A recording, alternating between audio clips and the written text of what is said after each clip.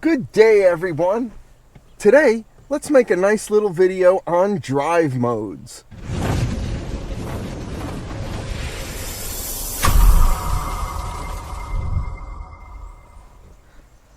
So if you own a newer vehicle, you've probably noticed a button, knob, or switch that's labeled drive mode. Whether it's on your steering wheel, center console, dashboard, or on the gear shift, the drive mode selector will most likely be labeled Econ or Economy, Normal, and Sport, or some kind of variation such as Power Mode, and even some cars have Custom. So what do the different drive modes do? How do they work? And when is the best time to use them? Simply put, in today's modern vehicles, most of the car's driving functions are controlled by an onboard computer, known as an ECM, or Engine Control Module. It may also be referred to as a PCM, or Power Control Module.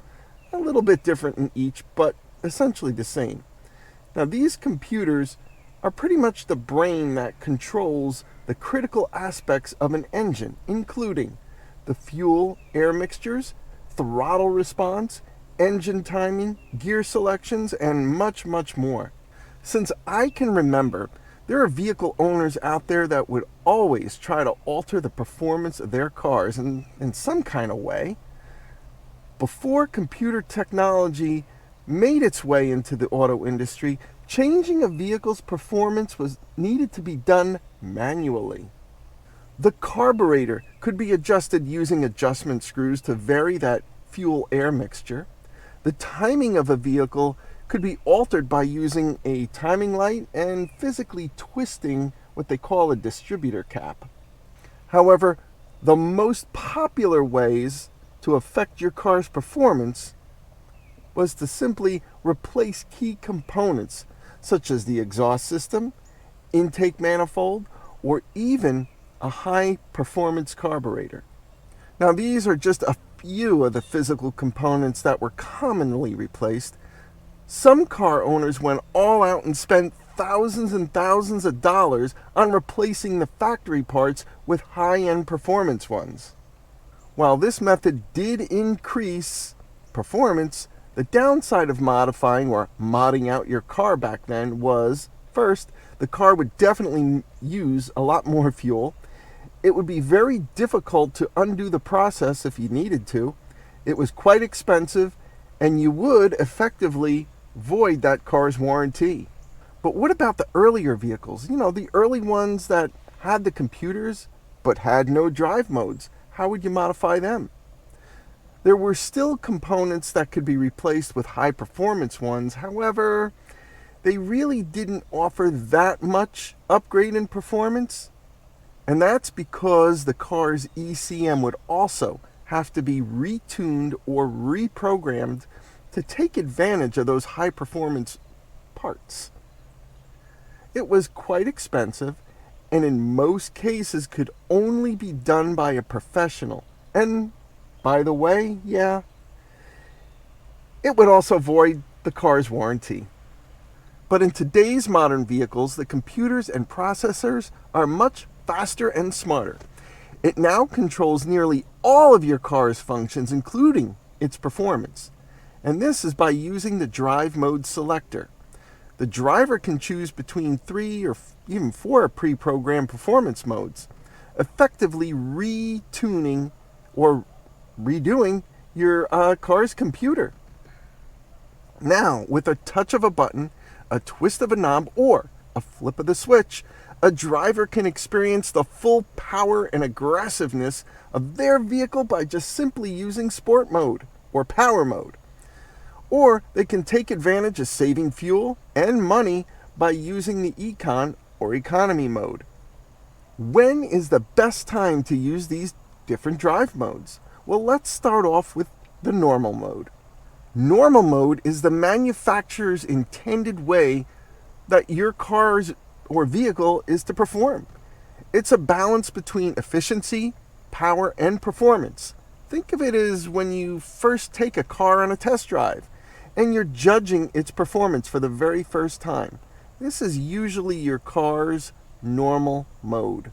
Normal mode is basically used for everyday driving, such as commuting to work, driving around town, or driving with varied road conditions such as traffic, a little bit of highway driving, and some back roads. Just think of it as your car is performing normally as it should.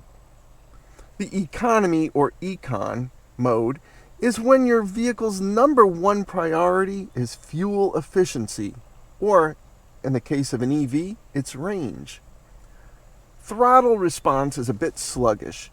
Engine power is less than normal mode, and shifting may happen at lower RPMs. The car's air conditioning system will also be affected. It cycles a little bit less, affecting the overall performance of your HVAC system. Anything to save fuel. That's what you get with economy setting. The best time to use this setting is pretty much on long highway trips when your vehicle is in its uppermost gear most of the time. You may be pleasantly surprised on how well your car's ECM saves on fuel or extends the range of your battery if driving an EV. Sport mode. Woo! This mode gives you the most performance and driver feedback of all the modes. This mode's number one priority is performance and power. Efficiency and range are pretty much out the window. Throttle response is nearly instant. Simply touching the accelerator pedal will give you a jolt and push you back in your seat. Maximum power from your car's engine is available with no regards to fuel efficiency. The steering may become a bit stiffer for a more active driving experience, and in some cars, the suspension will automatically be retuned a bit harder so that drivers can feel more of the road. It's been said that sport mode is the most fun. And quite frankly, there are a lot of people out there who leave their car in sport mode all the time.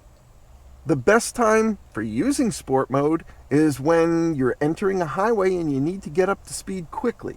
Or maybe you're on open back roads where there are hills, twists, and turns, and driver feedback is important.